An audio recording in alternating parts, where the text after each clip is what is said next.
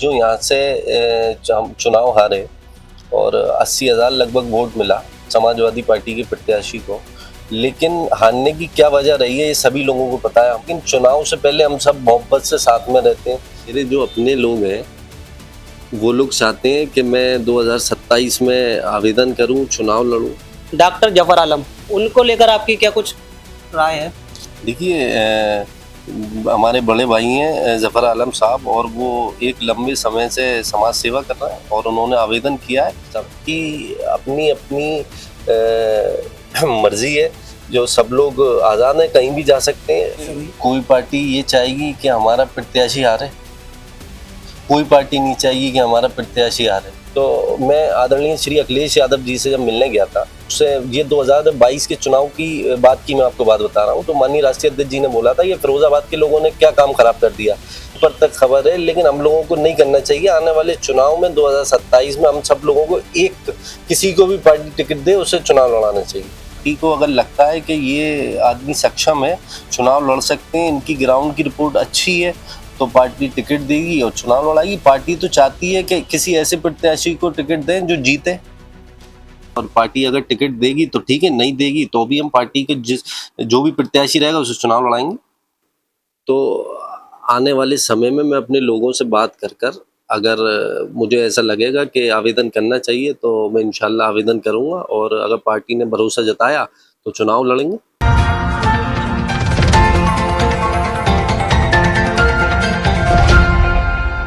देखिए, आगामी 2027 विधानसभा चुनाव का बिगुल लगभग उत्तर प्रदेश में फूंक चुका है।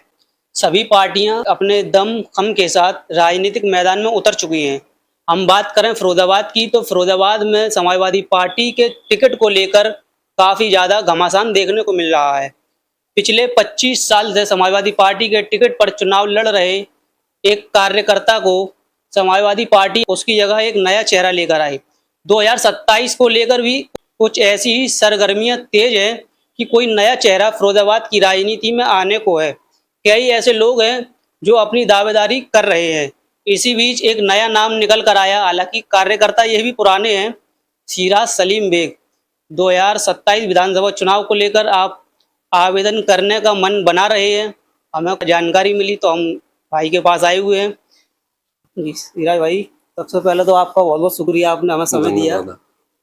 2027 के विधानसभा चुनाव को लेकर जी आपका नाम आ रहा है कि आप आवेदन कर रहे हैं, ये बात में कितनी सच्चाई है?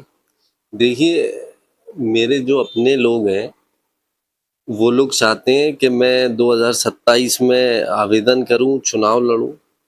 तो आने वाले समय में मैं अपने लोगों से बात कर अगर मुझे ऐसा लगेगा कि आवेदन करना चाहिए तो मैं इंशाल्लाह आवेदन करूंगा, और अगर पार्टी ने भरोसा जताया तो चुनाव लड़ेंगे।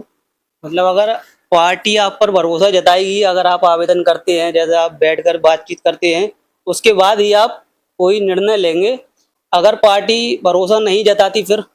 तो पार्टी के साथ हैं, और पार्टी का जो भी फैसला रहेगा, पार्टी जिसको भी टिकट देगी उसको चुनाव लड़ाएंगे पूरे दमखम से। उसको चुनाव लड़ाएंगे। ऐसा अभी 2022 में हमने देखा कि पूर्व विधायक जो रह चुके हैं अजीम भाई, उनका जब टिकट कटा, पार्टी ने उन्हें दरकिनार किया तो उन्होंने उसका विरोध किया। तो ऐसा कुछ आपके साथ नहीं है?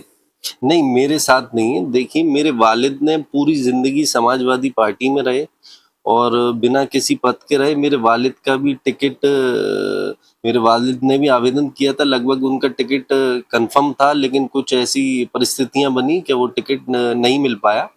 लेकिन हम पार्टी के साथ, जिसके साथ हैं उसके साथ हैं, और पार्टी अगर टिकट देगी तो ठीक है, नहीं देगी तो भी हम पार्टी के जो भी प्रत्याशी रहेगा उसे चुनाव लड़ाएंगे।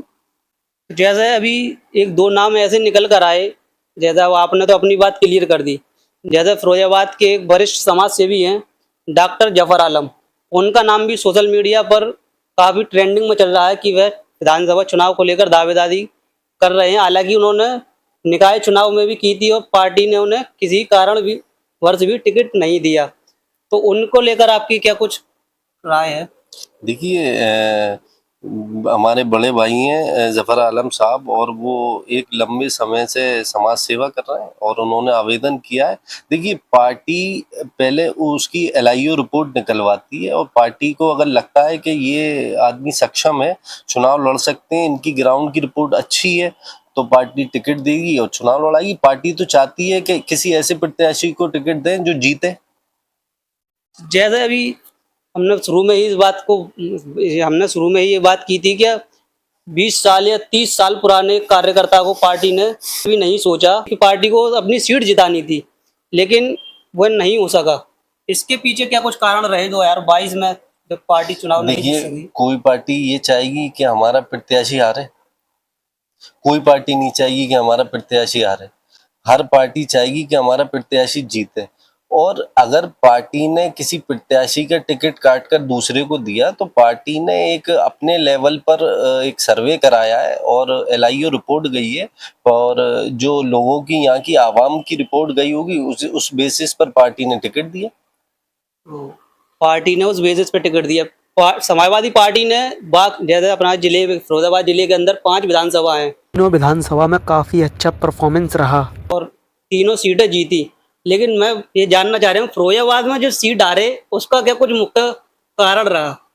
देखिए, मैं जो यहाँ से चुनाव हारे और 80,000 लगभग वोट मिला समाजवादी पार्टी के प्रत्याशी को, लेकिन हारने की क्या वजह रही है ये सभी लोगों को पता है। हम लोगों में एक बहुत बड़ी कमी है कि हम लोग चुनाव के टाइम पर बढ़ जाते हैं। वो अपने अपने कोई सिद्दीकी, पठान और अलवी, अब्बासी, हम लोग आपस में बढ़ जाते हैं, लेकिन चुनाव से पहले हम सब मोहब्बत से साथ में रहते हैं। तो मैं आदरणीय श्री अखिलेश यादव जी से जब मिलने गया था, हमारे जो राष्ट्रीय अध्यक्ष हैं मौलाना इकबाल कादरी, वो मुझे ले गए थे। तो माननीय राष्ट्रीय अध्यक्ष जी ने मुझसे, ये 2022 के चुनाव की बात की मैं आपको बात बता रहा हूँ, तो माननीय राष्ट्रीय अध्यक्ष जी ने बोला था ये फिरोजाबाद के लोगों ने क्या काम खराब कर दिया। मैंने क्या, तो यूँ कहते हैं ये, तो भैया तक को ये बात पता है कि वहाँ पर बहुत ज्यादा कौम बिरादरी है, तो ये ऊपर तक खबर है, लेकिन हम लोगों को नहीं करना चाहिए। आने वाले चुनाव में 2027 में हम सब लोगों को एक, किसी को भी पार्टी टिकट दे उससे चुनाव लड़ाना चाहिए। तो अभी फिलहाल में ये देखने को मिला, कुछ वरिष्ठ पत्रकारों द्वारा भी इस प्रकार का सर्वे सार्वजनिक किया गया कि अब फिरोजाबाद के एक पूर्व विधायक, अब नाम तो नहीं खोला, कि वह या बसपा में या AIMIM में जाने वाले हैं। इस पर आपकी क्या कुछ टिप्पणी रहेगी? देखिए, सबकी अपनी अपनी मर्जी है, जो सब लोग आज़ाद हैं, कहीं भी जा सकते हैं। मुझे आज़ादी है, आपको आज़ादी है, कोई कहीं भी जा सकता है। अगर हो सकता है, अगर पार्टी में किसी को सम्मान नहीं मिल रहा हो तो पार्टी छोड़ के कहीं और जाए, जहाँ उसे सम्मान मिल रहा है तो वो वहाँ जाना चाह रहे हो। मुझे ऐसी कोई जानकारी नहीं है कि। तो ये थे हमारे साथ सिराज सलीम साहब, इन्होंने अपनी बात को बड़ी ही बेबाकी से रखा। आपकी इस पर क्या राय है? अपनी राय हमें जरूर भेजें। शुक्रिया।